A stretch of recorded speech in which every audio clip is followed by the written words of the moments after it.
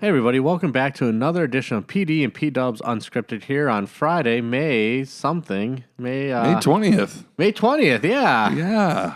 So PDubs, good to see you. It's been quite a while since we've had this podcast. Wow, I feel like we're strangers. You know, we just have been passing our ships in the night and the day. You're traveling with mission trips. I'm just a wandering pastor around the landscape. I know, we did the tag in and tag out at Wall Camp. Yeah. So we've hardly seen each other since Easter. For sure. And I've missed being on the podcast, and but you carried it valiantly with our fourth graders and our sixth graders. Just some seventh awesome graders. Stuff. Seventh graders. Great stuff. Yeah, so it's good to be back after our kind of almost 2-week break because we just couldn't get them in, recorded in. But now it's great. Hopefully we'll get back to that regular routine. And, you know, Pastor, who's this episode sponsored by? This episode is sponsored by Steve McKay's Men's Saturday Bible Study. And these gentlemen do more than just study the Word. They are deep in the Word, but they make action happen where they go and do projects like updating recording studios. Yeah, you'll see in the picture with our guest for today's episode that it might look a little different with some panels on the wall. But if you're wondering why does the podcast sound so much better today, it's because of Steve McKay's Saturday morning Bible study, who helped put up soundproofing panels and got carpeting installed into our studio. Yeah, so we just a big shout out to that crew. It was really, the charge was led by Dave Brazel and Howard Westfall and Mike Walsh, John Perini, Dave Mueller, Steve McKay, Matt Aldag, Brian Reuter. These guys they're really the deal, man. And they made it happen, and it looks fabulous in here. It looks like it's colorful, and like you say, Pastor, the sound is really what we were after. Like, right, nice and I don't feel like crisp. I'm stuck in a little corner right now. I know this. The room feels more spacious. I know. What is up with that? Maybe because half of the stuff is still not back in here. Yeah, but our little divider wall we had next to us won't be coming back. Oh, that's good. Yeah, we won't need it. No, we won't need it. So we thank them for all their hard work and supporting this endeavor to make our studio sound even greater. And if you're a guy who's looking to connect with a good group of guys, join Steve McKay's Bible study. These gentlemen are always, willing to bring in more people to study the Word with them. They meet at 8 a.m. in what we call the Colossian room up in the church office. So give a call out to the church office, and they can set you up. And Howard likes to bring some good snacks to that Bible study from time to time. Indeed, yeah. So, but we're not here to just talk about our wonderful new studio or the updates to our studio. Yeah. But we're joined by a very special guest here, Maggie Walsh. So, Maggie, so glad to have you with us. I'm excited to be here. I have always wanted to be on a podcast, so this is a dream come true. Wow, we never really knew we fulfilled the dream. This is awesome. Making things happen on the PD and PDubs Unscripted podcast. You know it. So making dreams come alive. Right. Being on podcasts. And Maggie also brought a special guest with her on the podcast. Oh, yeah. So you'll see that in the picture. You'll have to look very closely. He's a little bit smaller than a normal human. He's kind of mini. He's kind of hanging out above us, staring right at us. He's become our church office mascot, I think. And he moves around a lot. He does. And he even got a Christmas present this year. Yep. Hoo-wee. Yeah. Good stuff. So, Maggie, you're an alumni of Immanuel. I am, yes. And so it's so great to have you continue to be a part of our ministry and our family here. And we're excited to share what your latest and foray into ministry is all about with regard to dance. Yeah, so I, last year, my college plans kind of took a turn. I wanted to do a certain program at a different school after I had graduated a little early from community college. So I had this semester off, and I had no idea what to do. I was actually really upset at first when I found out that the program I wanted to do didn't start until the fall. And I had no idea that it would lead me to, I would come back to work in the office at Immanuel in the spring, but I also started the dance program. So that's been my project for the last 2 years in the spring. Wow, Awesome. That's really cool. Yeah. So before we get into the dance program and all that, I think it's good for our viewers to learn a little bit about yourself. They already know that, well, we didn't really reveal who our guest is, but you're a big Blackhawks fan, right? And, I am, yes. And so how did that come about, that you're a big Blackhawks fan? Was it your dad's influence, your mom's influence? I was kind of raised in a hockey family. My dad played hockey, not professionally know or that. anywhere Did you Yeah, I know close don't to think I that. knew that. Wow. But we always traveled around to hockey games growing up, all across the country. I've been to Canada too. So I just kind of grew up going to hockey games, and my dad's always been a big Blackhawks fan, and now we like the Oilers too, which may give you a hint as to who our special guest she's is. laying down hints. Hints. Okay. Yes. Maybe we should have like a multiple choice thing, so people can guess. Well, it's going to be like find Waldo with what's in the picture. Yeah. I mean, I can put up some like questions on Spotify. Yeah, but as they're listening, true, they'll see the picture. Right. Never mind. Yeah, so that person played on the Blackhawks for quite a while. Mm-hmm. And so, I mean, you grew up in a perfect time for the Blackhawks, watching them win the Stanley Cups Yes, absolutely. and having home games on TV. What a novel idea. Right. Yeah. I mean, when I grew up, there were hardly any Hawks games on TV. It was really weird. So big Blackhawks fan. That's good. So anything else like you want to share a little bit? Well, I was here at Immanuel for 11 years, I think. I was here for the whole time, preschool to 8th grade. Preschool to 8th grade. Yes. Wow. And then my family has always been very involved here. My dad doing properties type stuff, and my mom, she always volunteered with PTL and working. Now she works in the office. Mm-hmm. So it's kind of my second home. I've just always been here. Yeah. So when I was here, I did cross country, volleyball, and track. And then I completely dropped all of those things when I got to high school. Okay. Well, I was going to ask you, out of those three, what was your favorite activity? But you dropped them all, so I think... Yeah. I don't know. I mean, I dropped them all, I think, just because in high school it got a lot more serious. And I was kind of in it more for... Fun. The team aspect of it. Cross country especially, I was not fast. And track, I was not good at running. Okay. But I enjoyed the community. So, and volleyball, I was a little better at volleyball, but Okay. I don't know. I hit high school and I was just... it was a different thing. Yeah. All right. That's fair.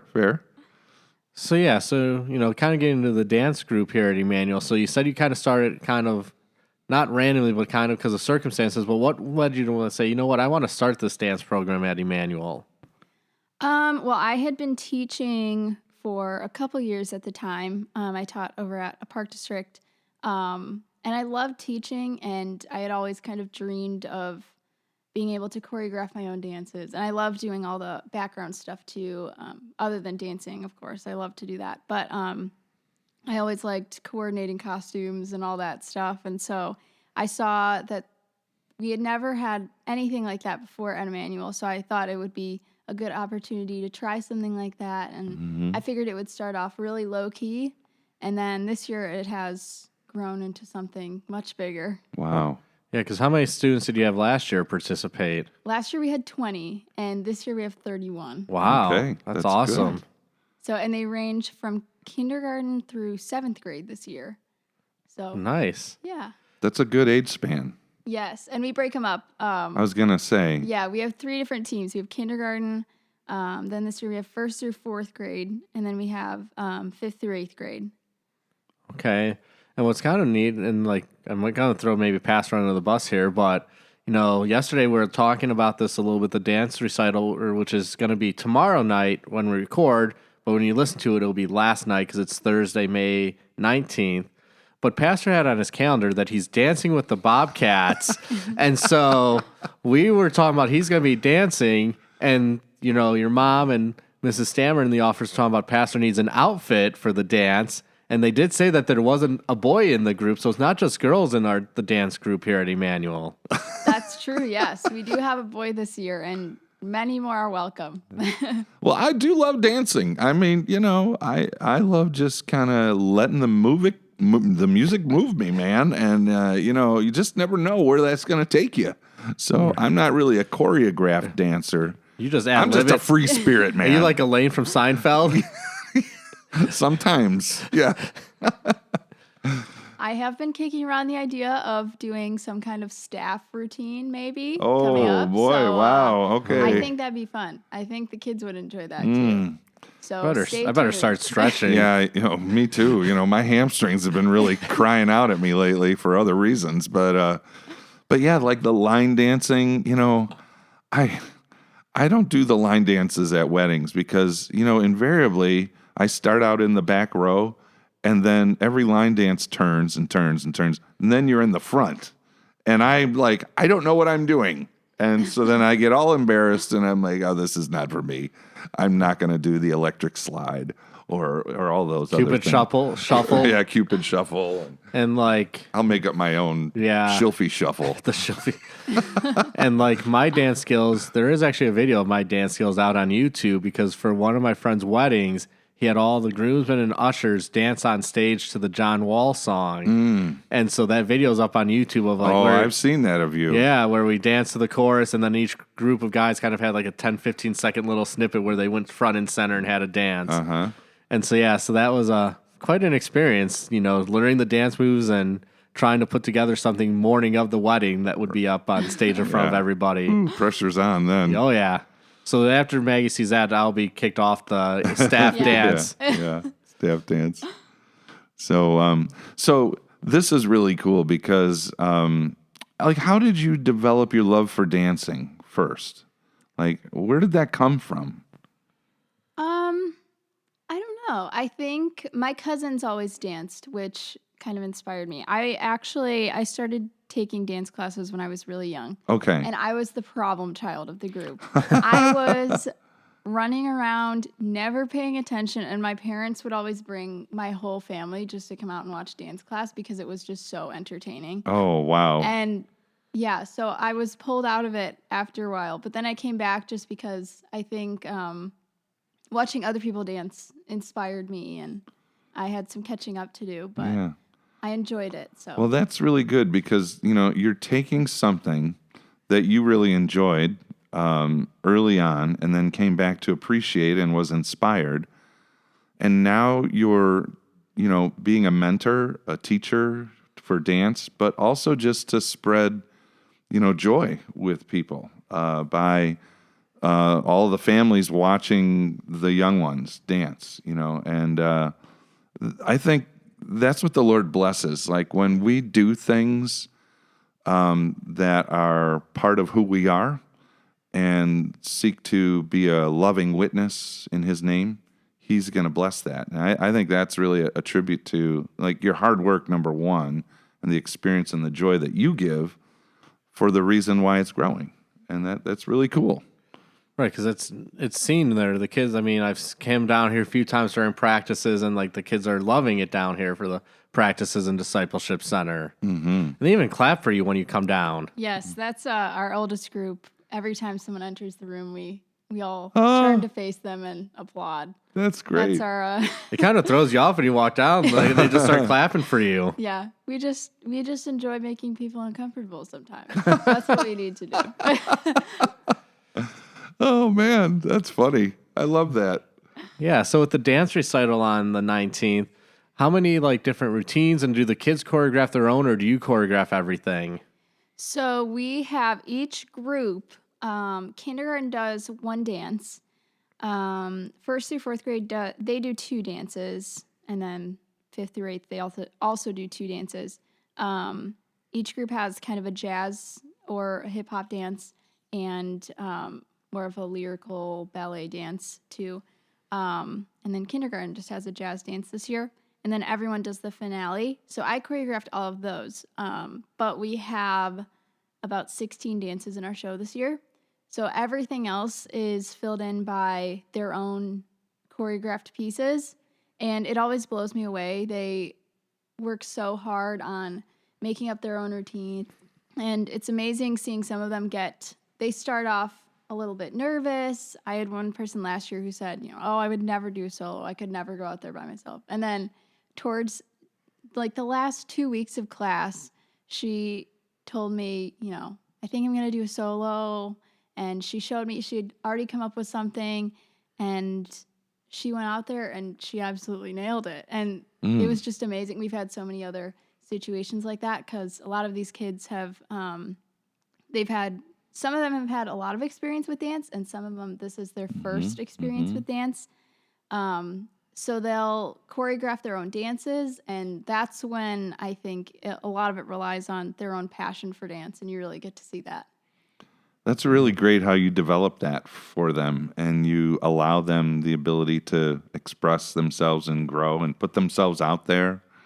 That's got to be very nerve-wracking for young ones. Well, it's the same for adults. Yeah, how many adults want to dance, like do a dance routine in front of people? Yeah. Yeah, I keep telling them, a lot of them are nervous, and I keep saying, I still get nervous too. I don't think I ever went out on the stage and was not nervous. Yeah. Well, I think of like one of our teachers, Nikki Lloyd. She did a beautiful chancel dance over Holy Week, and she was nervous. She was sharing that. It's been a long time since I've performed, and I think that's a good sign. Right. Almost like I remember, I forgot what professor in seminary taught. I think it might have been President Meyer of our seminary saying you should always be nervous before preaching because it's a big deal what you're doing. And same kind of here that.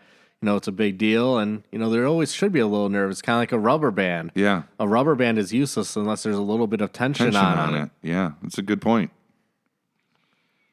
Yeah. So anything else you want to share about the dance group or what's going on with that? Well, there are some ways that people can get involved going into the summer. We have our summer academy. We're offering some dance classes for students entering first grade through 8th grade. And we have different classes where we're going to be working on some ballet and lyrical, and then also some jazz and poms. And then we're going to learn a routine to perform in the 4th of July parade, which is another thing that people can get involved in. So you talked a little bit about Summer Academy. I know we had Dr. Mulaney, our school principal, on earlier. She was one of our first guests with Sophie. Right. And talked a little bit about Summer Academy. But do you want to share a little bit about the Summer Academy? Because I know you're kind of involved with that as well. Yeah, so we, it's 4 days a week there's 2 weeks.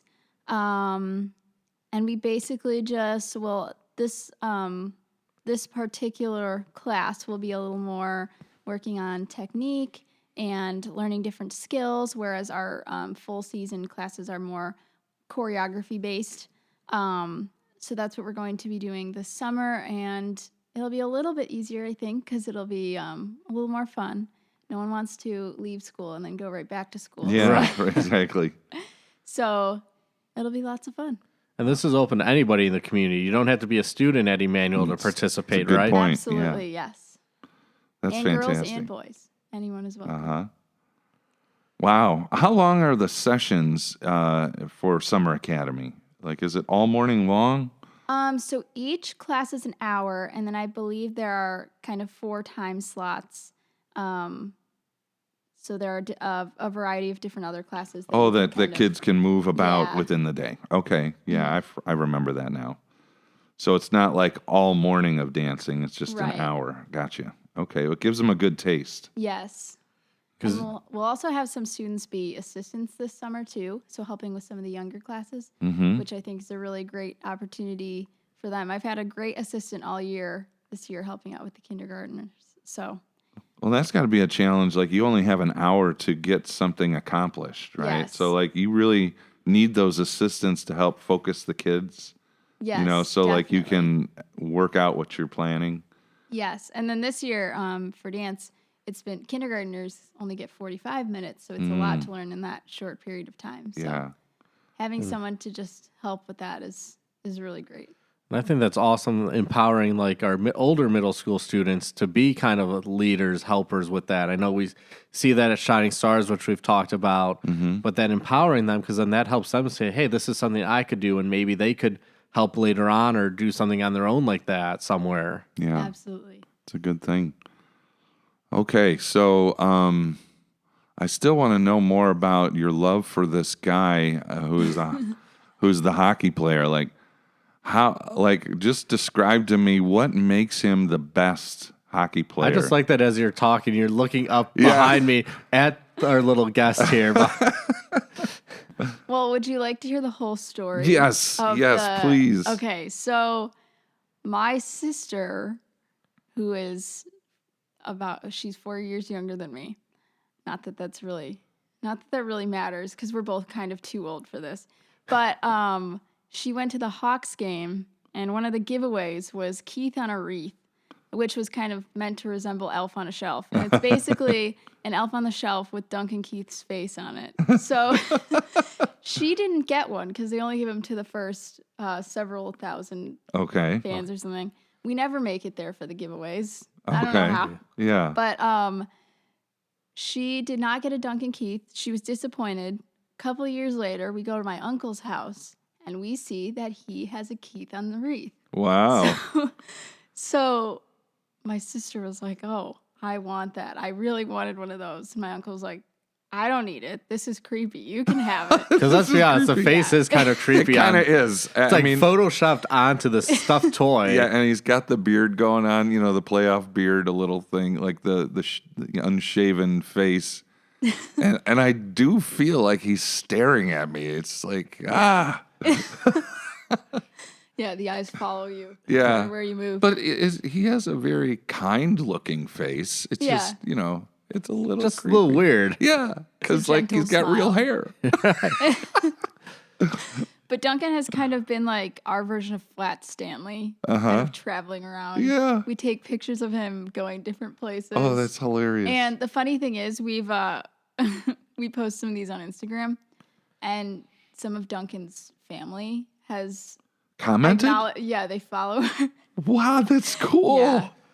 It's cool, but also probably weird. They're like, who is this random person? Because your sister's Duncan Keith on a wreath has his own Instagram account. Yes, yeah. So we don't have many followers, but the few followers we do have, some of them are relatives of Duncan Keith, which is pretty cool. So we're hoping one day at a family gathering, they'll be like, hey, did you see what this person made? And then, Duncan Keith will get in touch with us. And, you'll be able to meet him. Yeah. This will be great. And then why we have him in the office is I think I was talking to your mom or we're talking in the office, and somehow this came up, and I said, oh, yeah, I had this creepy Duncan Keith on a wreath. And they said how you guys had it, and I was at that same game because my nephew had a sled hockey game beforehand, and so when they let us in at like 1 o'clock to watch him play, they gave us the handout. So that's why I have my Duncan Keith on a wreath. All right. And then so I was like, well, I think I know where it is at the house. I'll bring it in. And ever since then, he's never left the church office except for on field trips. Yes. Oh, that's funny. Yeah, he hangs out with our Duncan sometimes too. He's made some guest appearances on the Instagram account, I know. Yes. Very good. That's really... Well, there you have it. There is the rest of the story, as they say. But yeah, the Duncan Keith on a wreath. Uh-huh. And he moves around that church office. I mean, he was at the nativity scene this year. Yes. He was on a literal wreath at one point. Yeah. Uh-huh. Yeah, it makes for some fun in the office, that's for sure. Yeah, he was out of the office last week when I was out of town. He had a sleepover with the other Duncan Keith on a wreath. Yep. Yeah. They were watching the playoff games together. So I guess tonight, the day of recording, they have game number 1 in their next round of the playoffs. So go Duncan Keith. Yes, absolutely. Yeah. And so you also, and I think we're good on the Duncan Keith. Yeah. And we also you mentioned a little bit about the 4th of July parade, and I think you're kind of involved in leading that initiative too, kind of for Immanuel. Am I correct in that? I am, yes. It's me and our admissions and marketing director, Sophie. We're kind of starting to organize the parade. We're going to kind of form a little dance troupe to perform in the parade, and then we're also going to need some volunteers to do the normal parade things, like passing things out and carrying banners. Cars. Yeah. So it'll be lots of fun. And hopefully it's not 97 degrees out that day. Yeah. I've been through some very hot parades on 4th of July. The one year I remember it was so hot that the firemen at the end of the parade had water spewing up like crossing each other over the street. And I just walked right in the middle of that thing and got sopping wet. I was so hot. It was great. Yeah, it's nice. Yeah, it gets hot sometimes out there. And I think one of the Sometimes. last times people by Immanuel gave us freeze pops or something like popsicles Yeah. to help us cool down because it was pretty toasty out that day. For sure. Well, I'm glad you and Sophie are taking the lead on that. It's Immanuel usually has a pretty good contingent in the parade, so that'll be fun to see. So Yeah, and what's the date of the parade? It is July 2nd, not July 4th, but the 2nd. On the I think. Saturday. Yeah, On the Saturday morning. And so for people interested in, volunteering for your dance academy and the summer academy or helping out on the parade, how can they get in touch with you? Well, the best way to get in touch with me would be to email me at mwalsh@ilcp.org. You could also contact the school office, and they will make sure that your information gets to the right place. Okay. And the school phone number is 847-359-1936, I believe. So I'll take your word for all it. right, there you That go. sounds right. Yeah. Yeah, and so not only do you do all of those, you're also helping with VBS this summer. So I greatly I am. appreciate that with decorations a little bit and leading is at second grade, I think, because you Yes, wanted the second same group you grade. had last year. Yes. It's a fun group.